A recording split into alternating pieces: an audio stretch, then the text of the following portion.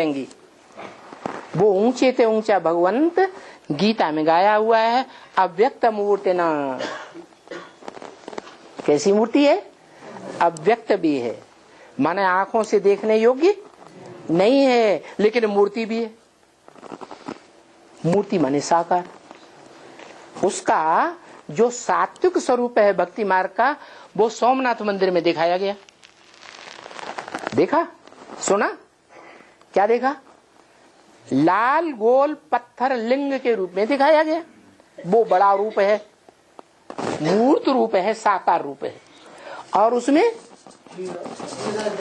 हीरा जड़ा हुआ है। वो किसकी यादगार? शिव बाप की यादगार। शिव बाप कहते हैं न मैं पूज्य बनता हूं न पुजारी बनता हूं, और आप कहते हैं कि शिवलिंग में जो बिंदु है वो पूज्य है। ये तो श्रीमत के बरखिलाफ बात हो गई। अरे बताओ, वो जो हीरा जड़ा हुआ है वो हीरो पाटधारी की यादगार है या हीरा पत्थर होता है?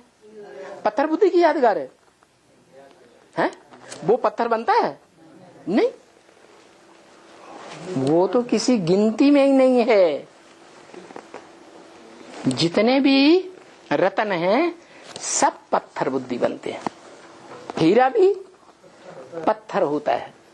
तो सोमनाथ मंदिर में जो हीरा जड़ा हुआ है वो पत्थर बुद्धि की यादगार नहीं है,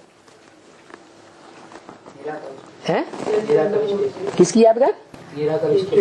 हाँ, स्टेज की यादगार।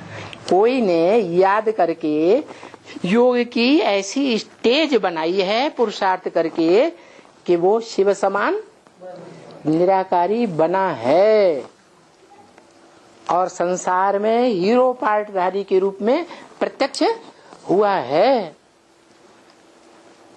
तो शिवलिंग में वो जो हीरा है वो कौन सी आत्मा की यादगार है? लक्ष्मी की है, लक्ष्मी की यादगार। लक्ष्मी हीरा है कि हीरोइन है? वाह भाई, आप तो अपनी हमजिन्स की बड़ी बड़ाई कर देते हैं। तो हीरा जो है वो उस आत्मा की यादगार है जिसने संपन्न स्टेज शिव समान बनाई है, बाप समान, उस बाप के समान जिसका कोई बाप नहीं है, उसके समान निराकारी स्टेज, निर्विकारी निरहंकारी स्टेज बनाई है। वो निराकारी स्टेज ही आज मंदिरों में, शिव के मंदिरों में पूजी जाती है। तो उसकी पूजा होती है या जिसने बनाई है उसकी पूजा होती है? अरे बुद्धि में ना आता हो तो पूछ लो। यहाँ से बाहर जाओगे तो बाहर की दुनिया के वाइब्रेशन में बह जाओगे, फिर बाहर की दुनिया के आसुरी संकल्प वो हावी हो जाते हैं। वो शिवलिंग में जो सात्विक शिवलिंग बनाया गया था, द्वापर के आदि में सतो प्रधान भक्ति थी या रजोतमो प्रधान थी?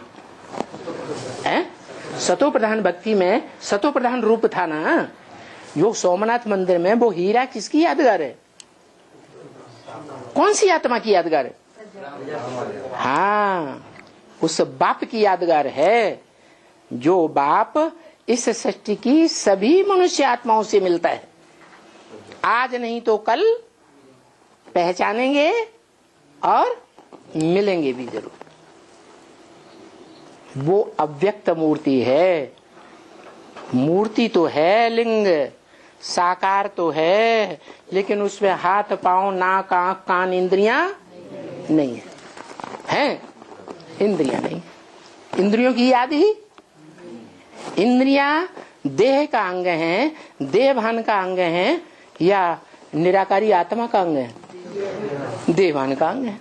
वो ऐसी स्मृति में टिकता है, निरंतर याद की ऐसी स्टेज में टिकता है, एक सेकंड भी देह की स्मृति में नहीं टिकता।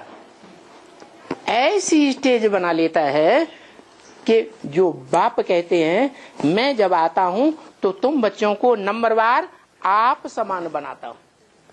तो कोई तो 100% आप समान बनता होगा। जो बनता है उसकी यादगार शिव के मंदिर में शिवलिंग रखी हुई है। वो ही है ऊंचे ते ऊंचा भगवंत।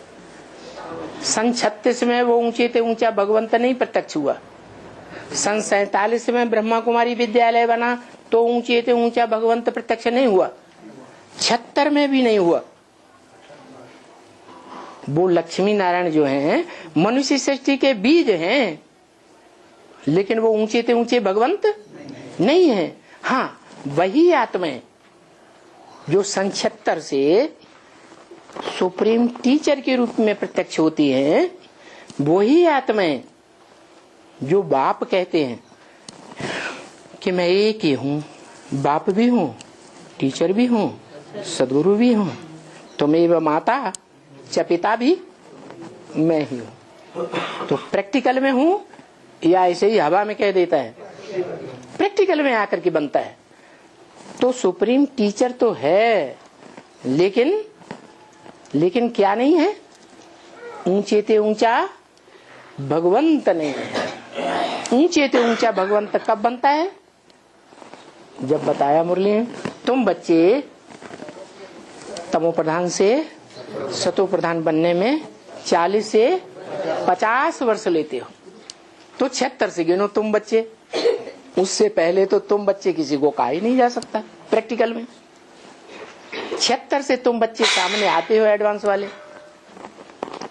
तो 76 से जो बच्चे सामने आए उनके लिए कहा नंबरवार हैं। कोई 40 वर्ष के अंदर ही संपूर्ण बन जाएंगे, सतो प्रधान बन जाएंगे, और कोई 10 वर्ष के बाद जब 50 साल पूरे होंगे तो पूरी राजधानी स्थापन होगी, तो वो बच्चे प्रत्यक्ष हो जाएंगे।